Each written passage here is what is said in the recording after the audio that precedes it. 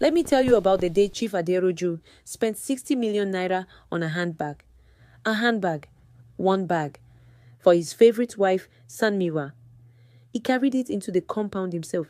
Him, Chief Aderoju, a man who had not carried anything heavier than his car keys in 15 years. All because he wanted to see her face when she opened it. He wanted to be standing right there for the exact moment. She screamed when she saw it. Not a small scream.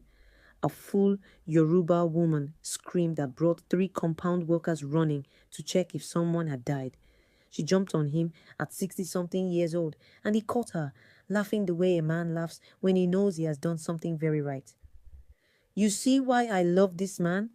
Sanmiwa announced to nobody in particular, holding the bag above her head like a trophy. "You people should come and see your Oga."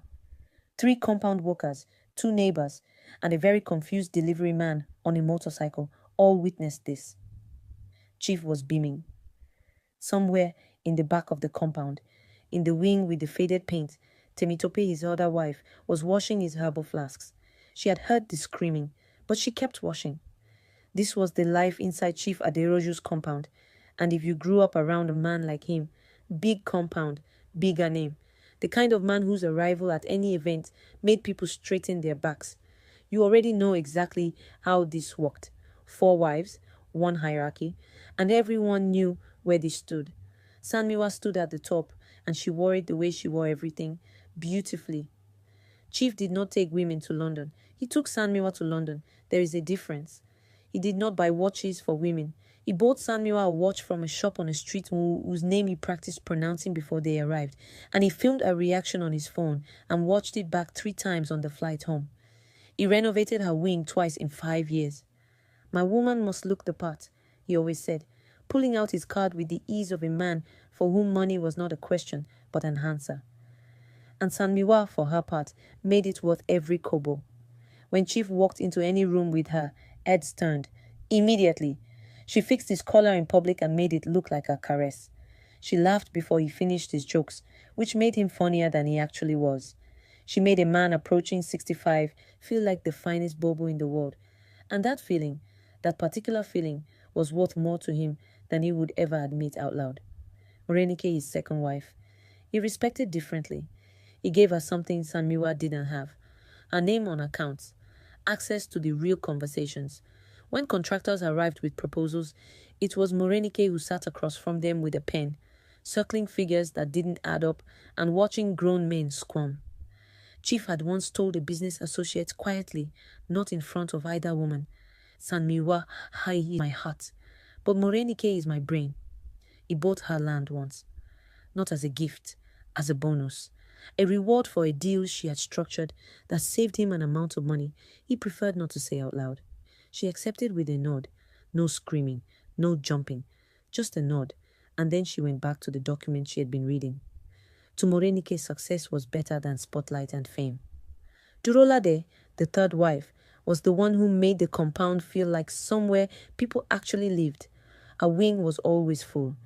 Children everywhere, neighbors eating, someone crying about a problem that Durolade was already solving while simultaneously monitoring 3 pots on the fire. Chief came to her wing when he wanted to feel like a father.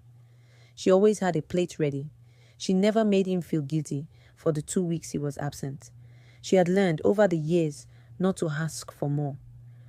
And at the very back of the compound, past the generator shed, in the wing that nobody had renovated since the previous decade, Temitope, the first wife, which is ironic because she should be mentioned first.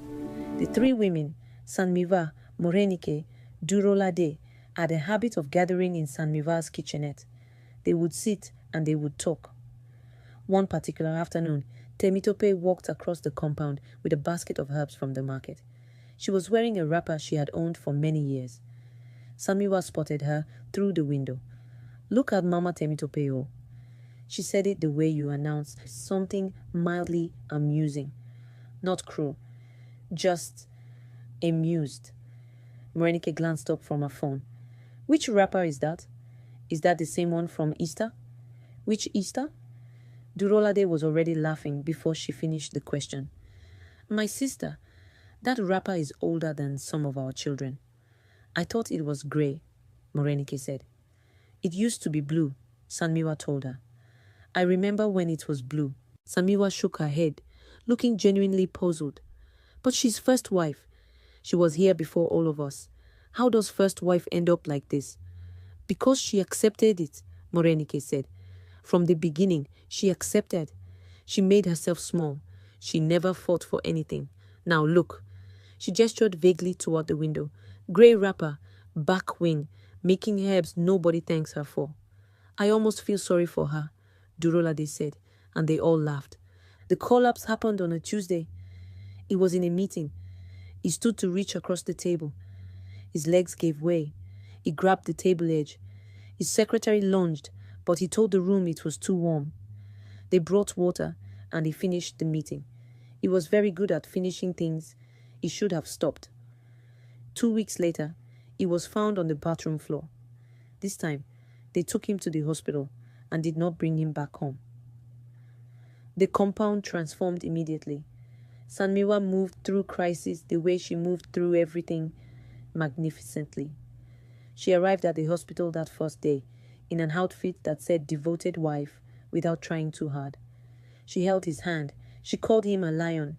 She told him he was strong.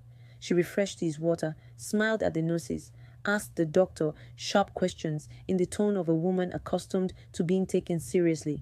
She was there throughout the week, but in the corridor she called her sister. It's serious. Her voice was low.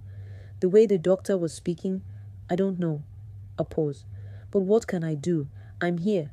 She was here. For now. Morenike came on day 3 with a folder. 3 documents. She explained each one cleanly. He signed. She updated him on the contracts. He nodded. She told him the Haja property was performing. His eyes closed briefly with the relief of a man reassured about money, even when everything else is uncertain. She kissed his forehead. She said she'd come back when there was more to review. She left. Durolade arrived with a pastor, whose prayers immediately triggered 2 nurses. She cried real tears. She sang. She brought food in a cooler and held her children's hands as they held their father's hands, and she watched her children realize, for the first time, that their father was not permanent. She promised to be back in 2 days. She came back a week after, something with the school. Then she came the following week, alone, and stood in the doorway, looking at him. Thinner now, quieter, and her face did something she couldn't control before she arranged it back into encouragement. You're looking better, she said. He wasn't looking better. They both understood this. But love sometimes expresses itself as the lie that keeps someone going, and Durolade's love was that kind. Temitope had been there since the first day. She had arrived with a small bag, change of clothes, her medication, a flask, and settled into the corner of the room like someone who had already decided she was not leaving. She knew which side he preferred. She knew about the pillow under his knees, from the hip surgery 3 years ago. She slept in the plastic chair. For 2 weeks, the nurses assumed she was hired help. When one finally asked, a young nurse, gently curious, Temitope looked up from the shirt she was folding and said simply, I am his wife. The nurse looked at this small woman in her faded wrapper with her flask and her worn Bible and her plastic chair. She didn't know what to say. She nodded and returned to her station. She told the other nurses at their break. They were all shocked. The weeks passed. The weight fell off him. His voice went smaller. His hands developed their own trembling conversation. Sanmiwa came one morning and stood longer than usual in the doorway. She sat with him, but close to the edge of the chair, not the way she used to sit. She held his hand for a little while. She looked at him the way you look at a photograph of someone before and after something has happened, searching for the version you knew best. She said, I want to remember you strong. She left. She did not come back. She didn't announce this. She simply stopped coming, and after a while it became clear that she wasn't going to. In the 6th week, there were 4 days when nobody came, not one person. The chairs along the wall, all 4 of them, sat empty for 4 full days. On the 4th morning, Chief turned and looked at those chairs for a long time. He turned toward the corner. Temitope was folding a towel. He watched her for a long time. You're still here? His voice came out rougher than he intended. She looked up. I have always been here. Something cracked in his face. He reached his hand out toward her. The way you reach for something you're not sure you still deserve. She crossed the room. She sat on the edge of the bed. She put her hand in his. He opened his mouth. He said, Temitope. Then he coughed. Long, rattling. When it stopped, he was too tired to find them again. She rubbed the back of his hand with her thumb. 60 years of an unfinished sentence. She had stopped waiting for it a long time ago. The last night, rain arrived without warning, with a grievance against the roof. Past midnight. The relatives had gone home to sleep and returned early. The corridor was quiet. Temitope was in her chair, counting the pauses between his breaths. She had done this before in a much smaller room for her mother years ago. She knew this rhythm. She knew what it was saying. She stood up. She walked to the bed. She lay down beside him on the narrow edge. She took his hand. He stirred, just slightly, just enough. His breathing slowed, stopped. She held his hand. When the nurse came in at 6, the morning light pressing through the curtains, she found them both, side by side, still, her hand in his, both gone. The nurse screamed. The compound erupted, people tying wrappers fast and wailing before they had fully processed the information. Sanmiwa cried beautifully. Morenike sat very still and made phone calls. Durolade held the children and shook with prayer. His funeral was enormous, the kind of funeral a man like him had always expected. His name said in rooms with weight. Her funeral was on a Tuesday, small, quiet, not many people. Afterwards, someone went to clear her wing. 3 wrappers in the wardrobe, a worn Bible, the spine split from years of use, 1 photograph on the wall, the 2 of them, young, looking at something beyond the camera frame, something that hadn't existed yet, something they were walking toward together, and on the bed, beside her pillow, his pillow, undisturbed, still there, kept all these years, in case. She had held a space for him, even in all the years he forgot to hold one for her. Now, before you scroll away, I need you to understand why this story exists. Because you also have 4 wives. You have always had them, and you have probably been treating them exactly the way Chief did, spending lavishly on some, managing others carefully, genuinely loving a few, and quietly, without meaning to, leaving the most faithful one in the back wing with fading paint. Sanmiwa is your body. Think about what you spend on her. The gym, the clothes, the products, the hours in front of mirrors, the discipline, the routines, the money. You have given her your mornings and your anxiety and your credit card, and she has rewarded you for a while.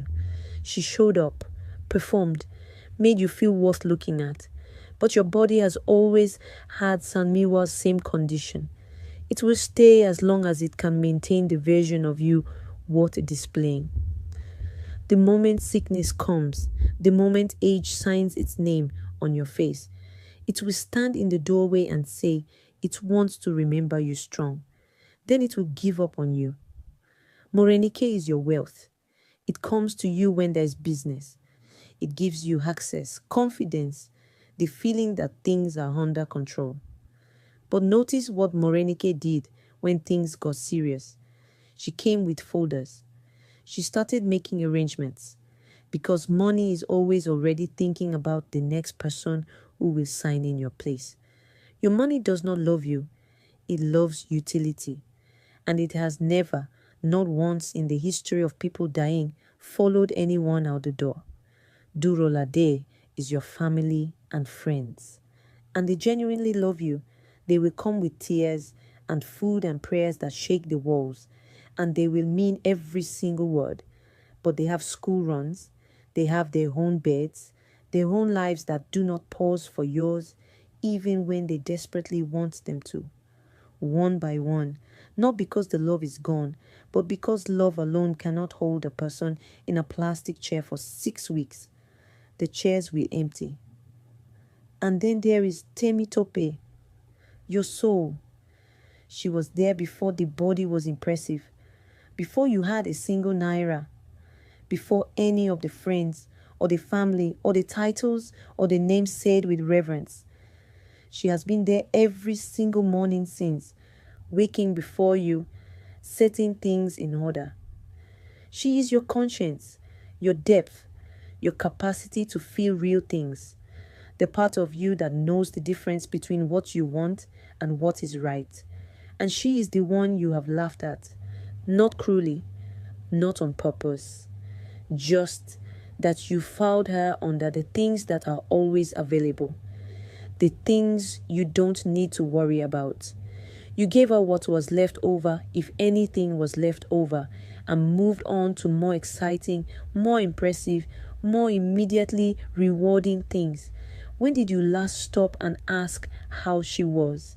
The body will leave, the money will be redistributed, the family will go home, the friends will return to their lives, but your soul will be there in that narrow bed. The question is what state it will be in. Will it be Temitope? One, yes, but whole, still holding a space for you that you never quite earned? Or will it be something left too long in a back wing you never visited, paint fading, no one ever stopping to say, I see you, I'm sorry, I'm here. Chief Aderoju was not a bad man. He just did what most of us do, neglecting our soul. Don't forget to subscribe for more interesting stories. Drop a comment, even if it's just 2 words. Bye for now.